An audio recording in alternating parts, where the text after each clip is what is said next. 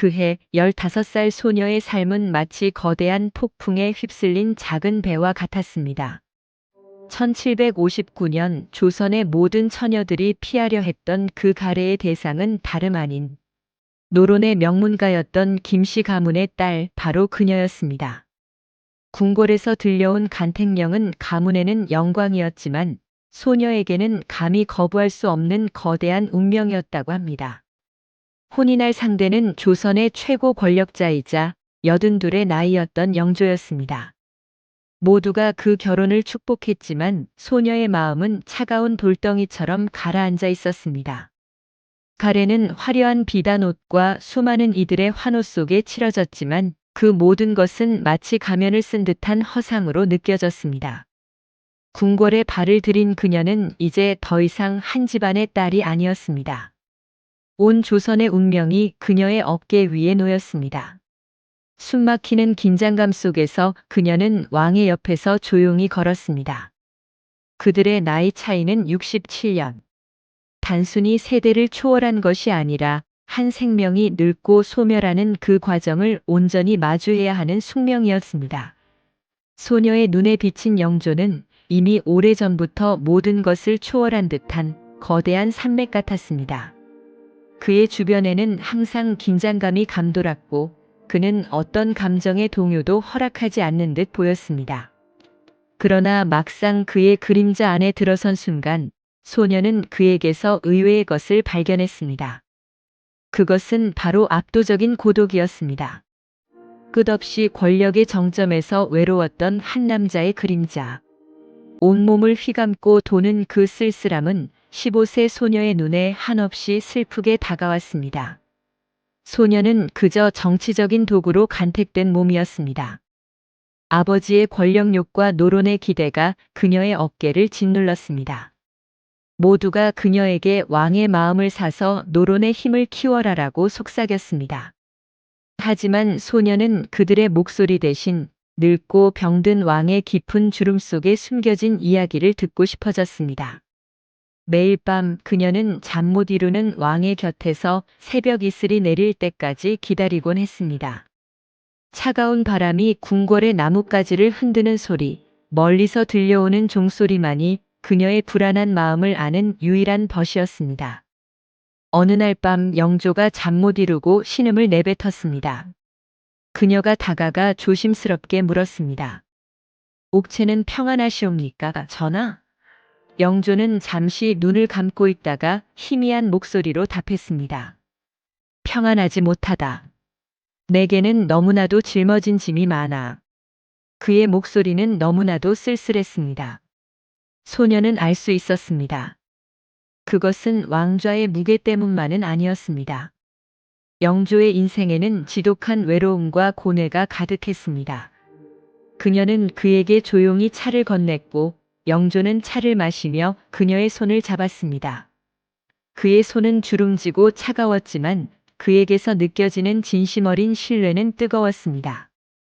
그날 이후 영조는 어린 중전을 단순한 정치적 도구가 아닌 자신의 마지막 삶을 함께할 유일한 동반자로 여기기 시작했습니다. 그는 그녀에게 자신의 가장 깊은 속마음을 털어놓았습니다. 그 속에는 사도세자의 이야기가 있었습니다. 영조는 아들인 사도세자를 죽일 수밖에 없었던 자신의 고뇌와 그 고뇌가 낳은 비극적인 결말을 그녀에게 고백했습니다. 그 아이 정조는 나를 증오할 것이다. 그리고 나는 그 아이를 믿지 못하겠다. 이 역사는 또다시 반복될지도 모른다. 너는 노론의 딸이니 그 아이를 잘 보아라.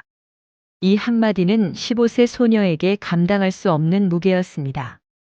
그녀는 영조에게서 사랑이 아닌 책임감을 부여받은 것입니다. 자신이 짊어져야 할 운명이 단지 왕비의 자리가 아니었음을 깨달았습니다. 그것은 바로 남편의 마지막 뜻을 지키기 위해 그의 손자인 정조와 맞서야 하는 숙명이었습니다. 그녀는 사랑 대신 왕의 신뢰를 택했습니다.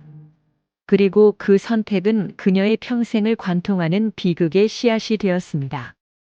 영조의 믿음은 그녀에게 권력을 주었지만 동시에 그녀가 사랑하는 모든 것을 앗아갈 거대한 딜레마를 안겨주었습니다.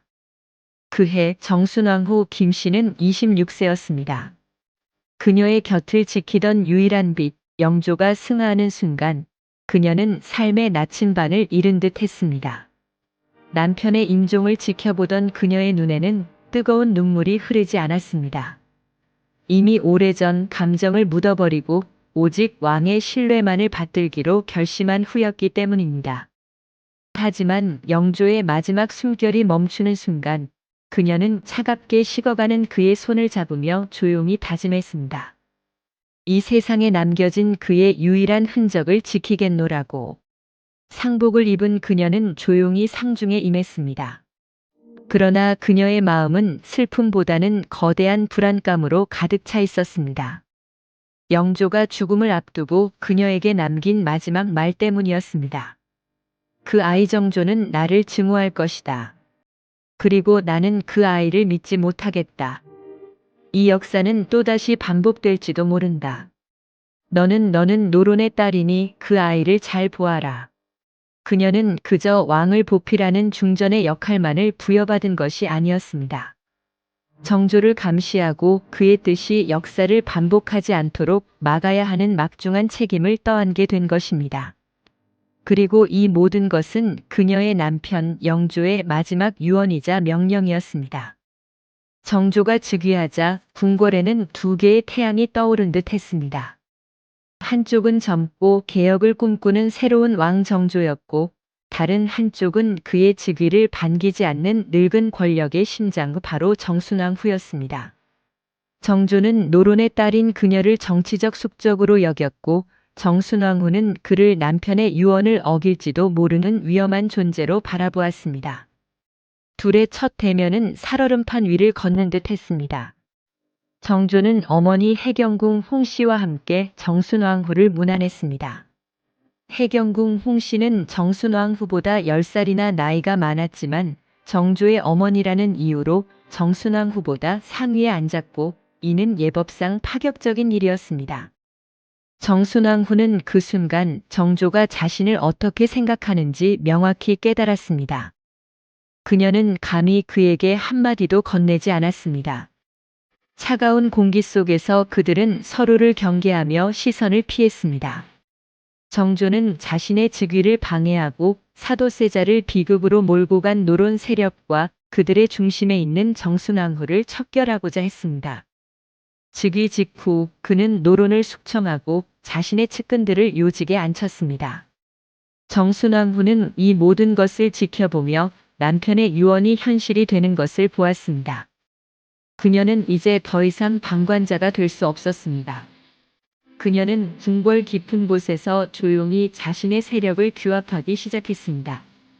겉으로는 정조의 뜻을 따르는 듯 보였지만 그녀의 마음속에는 이미 거대한 반격의 그림이 그려지고 있었습니다. 정조의 즉위는 정순왕후에게 노론으로서의 정체성을 더욱 굳건히 요구했습니다. 그녀는 노론의 뿌리 깊은 정치적 유산을 물려받았고 이제 그 유산을 지켜야 할 사명까지 짊어지게 되었습니다. 그녀의 반격은 은밀하고 치밀했습니다. 그녀는 왕대비로서의 권위를 내세워 궁중의 작은 일부터 국가의 중대한 결정까지 정조에게 끊임없이 간언을 올렸습니다. 그녀의 간언은 단순한 조언이 아니었습니다. 그것은 정조의 개혁을 방해하고 그의 권력에 흠집을 내려는 교묘한 정치적 공격이었습니다. 특히 정조가 사도세자의 명예를 회복하려는 시도에 그녀는 격렬하게 반대했습니다. 그녀에게 사도세자는 남편을 고뇌에 빠뜨린 죄인이었고 그의 명예 회복은 곧 남편의 마지막 뜻을 거스르는 행위였습니다. 그녀는 자신의 뜻을 관철시키기 위해 수많은 밤을 지새우며 정조와 대립했습니다. 이 과정에서 그녀는 감정을 버리고 오직 이성적인 판단으로 행동했습니다. 그녀에게는 모든 것이 남편의 유언을 지키기 위한 과정일 뿐이었습니다. 정조와 정순왕후의 관계는 단순한 고부 갈등을 넘어 조선의 운명을 좌우하는 거대한 정치적 투쟁이었습니다. 그들은 서로를 존중하는 듯 보였지만 그들의 눈빛은 늘 날카로웠고 그들의 말 속에는 숨겨진 칼날이 있었습니다. 매 순간 그녀의 마음속에는 사랑했던 남편의 뜻을 지키는 것과 새로운 왕의 시대에 순응하는 것 사이에서 갈등했습니다. 하지만 그녀는 늘 전자를 선택했습니다. 그녀에게는 그것이 곧 남편을 향한 마지막 사랑이자 이 비극적인 결혼의 유일한 의미였기 때문입니다. 정순왕후는 왕의 신뢰라는 무거운 짐을 진 채 사랑하는 남편의 마지막 뜻을 지키기 위해 그의 손자와 맞서 싸워야 하는 비극적인 운명을 받아들였습니다. 그녀의 삶은 이제 더 이상 소녀의 수뇌부가 아닌 권력과 사랑 사이에서 고뇌하는 한 정치가의 외로운 투쟁이 되었습니다. 영조가 승하하고 정조가 즉위한 후 15년이라는 시간은 정순왕후 김씨에게 혹독한 시련의 연속이었습니다. 그녀는 20살이라는 젊은 나이에 왕대비가 되었지만 그 자리는 결코 영광스럽지 않았습니다. 그녀의 곁에는 더 이상 영조가 없었습니다. 해경궁 홍씨와 정조의 견제는 노골적이었고 한때 왕의 총애를 받던 그녀의 친정은 풍비박산 나기 시작했습니다. 그녀의 오라버니와 친척들은 유배를 떠나거나 관직에서 쫓겨났습니다. 자신의 가장 깊은 뿌리인 노론 세력이 무너지는 것을 지켜보아야 했습니다. 이 모든 것은 정조가 즉위한 후 처음으로 시행한 척신외척 제거의 일환이었습니다. 하지만 정순왕후는 눈물을 흘리지 않았습니다. 슬픔과 분노, 절망의 감정은 이미 영조의 임종 순간 차갑게 식어가는 그의 손을 잡을 때 모두 묻어버렸기 때문입니다. 그녀는 이제 더 이상 감정을 가진 한 여성이 아니었습니다. 그녀는 오직 영조의 마지막 뜻을 계승한 정치적 수호자로서 존재해야 했습니다. 그녀는 영조가 생전 마지막으로 당부했던 말을 떠올렸습니다. 너는 노론의 딸이니 그 아이를 잘 보아라. 이 말은 그녀의 운명이자 그녀가 살아야 할 이유가 되었습니다. 정조는 개혁을 꿈꾸는 젊은 왕이었습니다. 그는 사도세자의 명예를 회복하고 노론과 소론의 당색을 가리지 않고 인재를 등용하며 탕평책을 완성하고자 했습니다. 그러나 정순왕후는 정조의 모든 개혁이 영조의 뜻에 반하는 것이라 생각했습니다. 사도세자를 죄인으로 규정했던 영조의 결정을 정조가 번복하려 했고 이는 곧 영조의 통치를 부정하는 것이나 다름없었기 때문입니다. 그녀에게 정조의 개혁은 아버지의 뜻을 거스르는 아들의 반역처럼 보였습니다. 겉으로는 조용히 궁궐 깊숙한 곳에 머물렀지만 정순왕후는 치밀하게 자신의 세력을 결집시켰습니다. 그녀는 자신을 따르는 소수의 노론 세력과 은밀하게 연락을 주고받으며 정조의 정치의 틈을 찾았습니다. 그녀의 무기는 왕대비로서의 권위였습니다. 그녀는 정조가 중요한 결정을 내릴 때마다 왕대비의 간언이라는 명분으로 반대 의견을 제시했습니다. 예를 들면 정조가 노론의 핵심 인물을 숙청하려 할 때마다 그녀는 병을 핑계로 몸져 누웠습니다.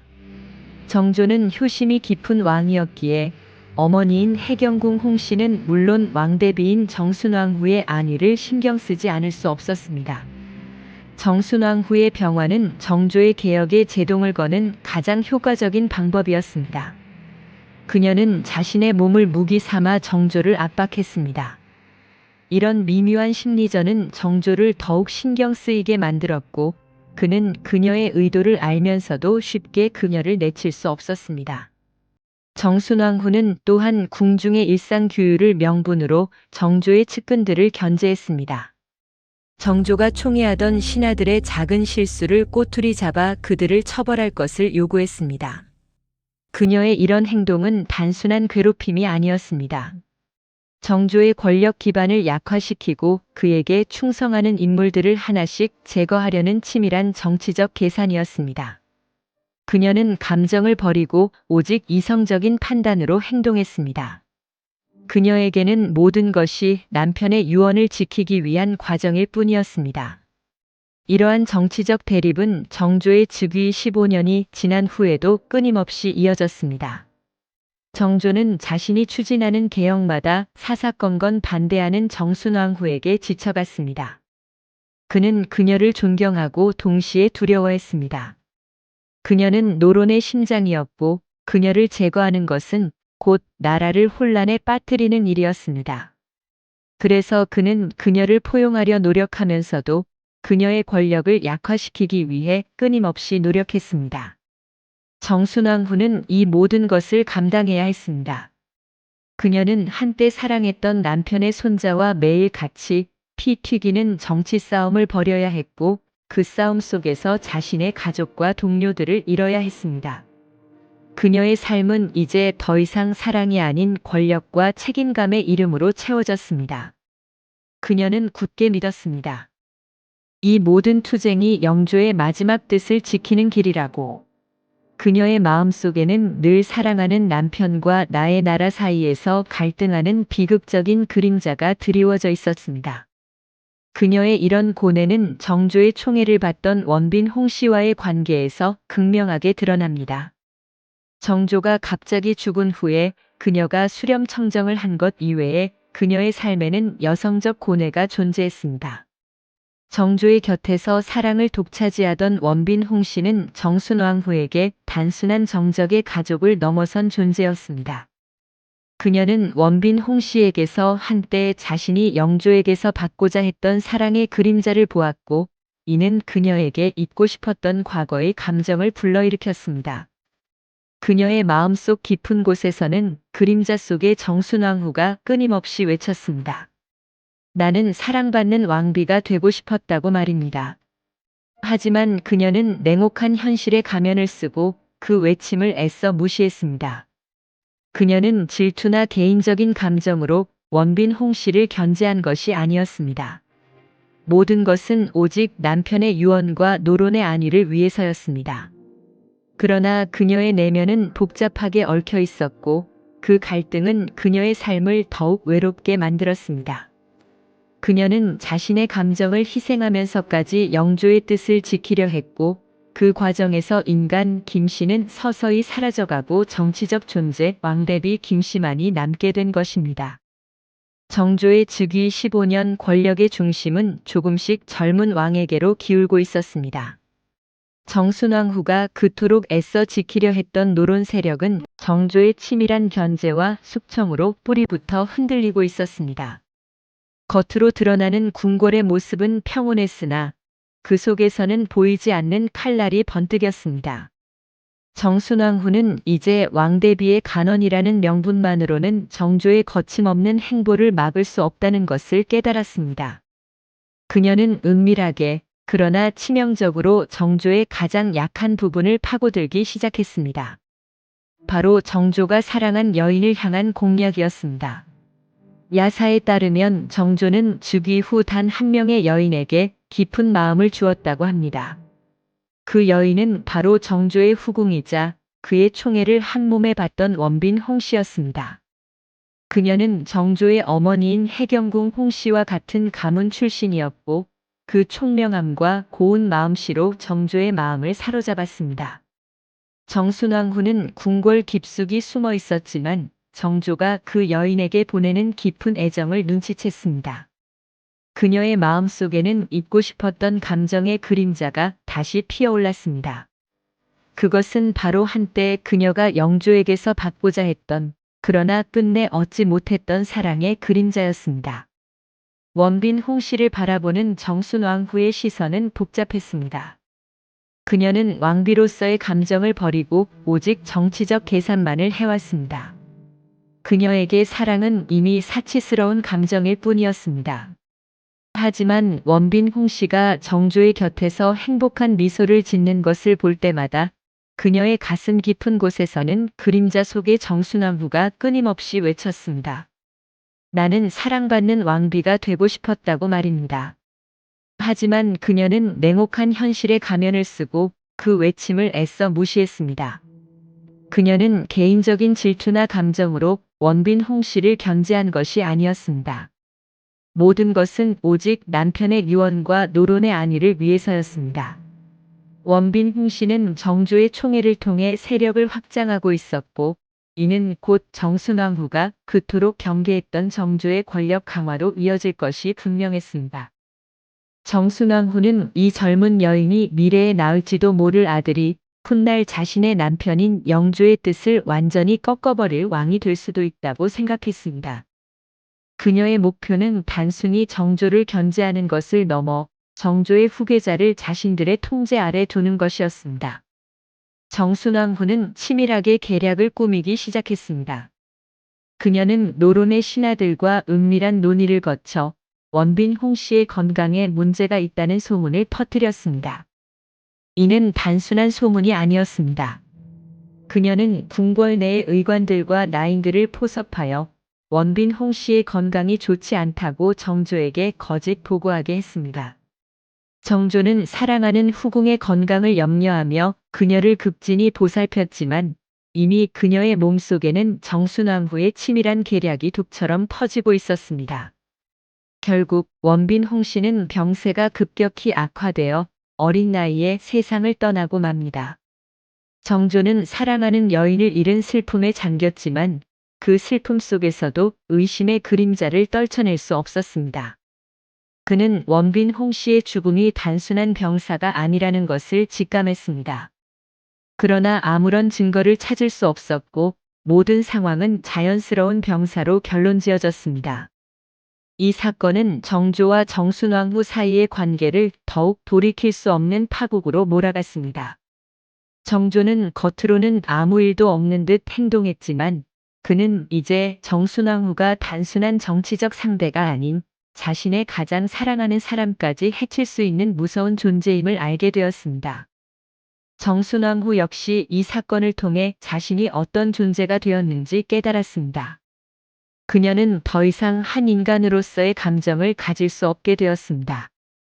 그녀는 오직 왕의 유언과 노론의 안이라는 명분만을 따르며 자신의 삶을 외로운 투쟁의 길로 내몰았습니다. 그녀의 내면은 복잡하게 얽혀 있었습니다. 그녀는 자신의 감정을 희생하면서까지 영조의 뜻을 지키려 했고 그 과정에서 인간 김씨는 서서히 사라져가고 정치적 존재 왕대비 김씨만이 남게 된 것입니다. 정조가 갑자기 죽은 후에 그녀가 수렴청정을 한 것 이외에 그녀의 삶에는 여성적 고뇌가 존재했습니다. 이 비극적인 암투는 정순왕후의 삶을 더욱 외롭게 만들었지만 동시에 그녀를 역사상 가장 냉정하고 치밀한 여인으로 남게 했습니다. 정조의 갑작스러운 승하 소식은 정순왕후 김씨의 삶에 거대한 폭풍을 몰고 왔습니다. 해경궁 홍씨와 정조의 견제를 견디며 살아왔던 15년의 세월, 그 지긋지긋한 투쟁이 한순간에 멈추는 듯 했습니다. 그녀의 나이 50이 되던 해, 그녀는 다시 권력의 중심에 서게 되었습니다.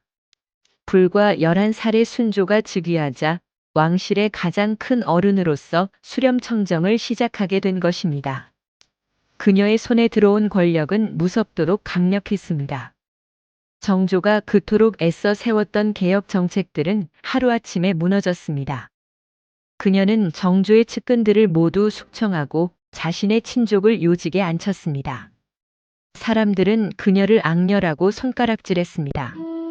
사랑하는 아들의 뜻을 거스른 파렴치한 시어머니, 권력에 눈이 멀어 나라를 망친 간신배라는 비난이 쏟아졌습니다. 하지만 그녀는 굳게 믿었습니다.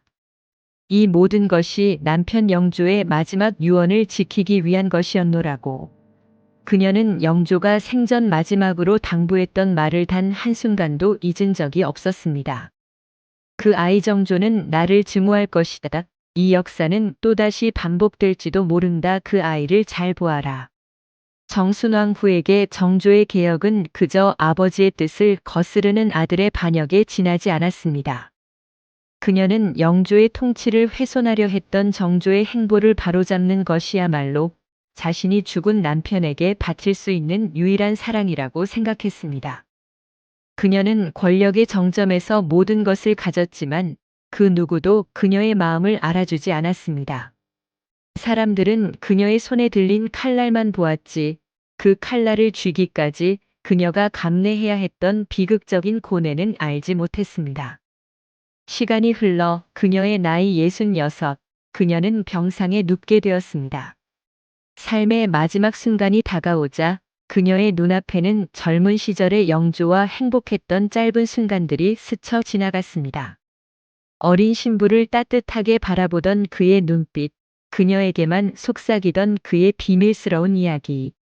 그 모든 것이 그녀가 감정을 버린 채 치열하게 싸워온 이유였습니다. 그녀는 자신의 삶을 돌아보았습니다.